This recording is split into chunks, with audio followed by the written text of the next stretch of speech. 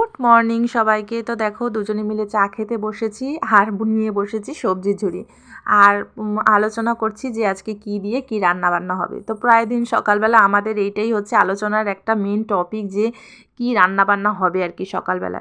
তো বর টিফিনে নিয়ে যাবে, তো রান্না বান্না তো কিছু করে দিতে হবে। তো ভাবলাম আজকে মাটির আলু রান্না করব।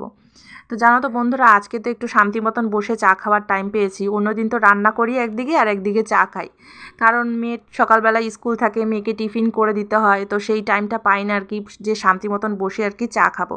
তো মেয়ের স্কুলে 4-5 দিন ছুটি রয়েছে, তো সেই জন্য বসে আর কি একটু চা খাওয়ার টাইমটুক পাচ্ছি। তো চাটা খেয়ে কিছু কাঁথা কম্বল ছিল আর কি, সেগুলোকে ধুয়ে দিয়ে এসছি হচ্ছে ঘর ঝাড় দিতে। তো জানো তো বন্ধুরা, আমার বর বলে কি সকাল সকাল তো তোমার রান্না বান্না হয়ে যায়, তারপর তুমি সারাদিন কী করো?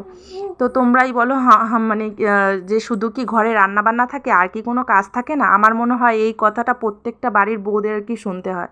তো রান্না করলেই বাসন হবে, সেই বাসনটাকে মাজতে হবে, তারপরে ঘরে থাকলে সেই ঘরটাকে তো গুছিয়ে গাছিয়ে সুন্দর করে পরিষ্কার করে রাখতে হবে। তাহলে বাসি ঘর তো আর রাখা যাবে না, ঘর ঝাড় দিতে হবে, সাথে মুছতে হবে। তাছাড়া তো এক্সট্রা টুকটাক কাজ অনেকই রয়েছে।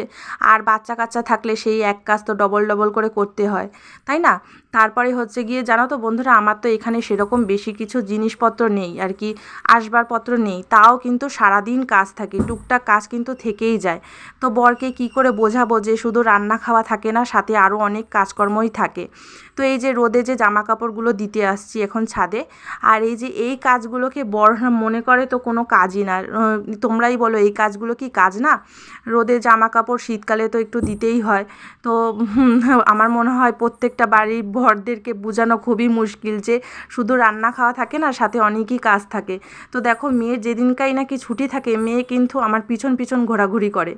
তো বর তো চিরুনি দিয়ে মাথা আঁচড়ায়, কিন্তু বরকে কি করে বোঝায় যে চিরুনি দিয়ে খালি মাথা আঁচড়ালেই হয় না, সাথে কিন্তু চিরুনি ভালো করে ধুয়ে মেজে পরিষ্কার করেও রাখতে হয়।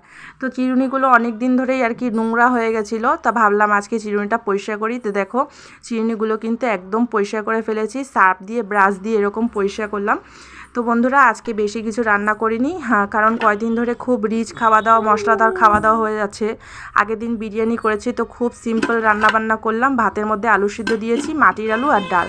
তো তোমাদের আজকের মিনি ব্লগটা কেমন লাগলো অবশ্যই কমেন্ট করে জানিও। সাথে দেখো দুধও জাল দিয়ে রেখেছি, আগের দিনের দুধ। তো আজকের মতন টাটা, বাই বাই, আবার পরের দিন দেখা হবে নেক্সট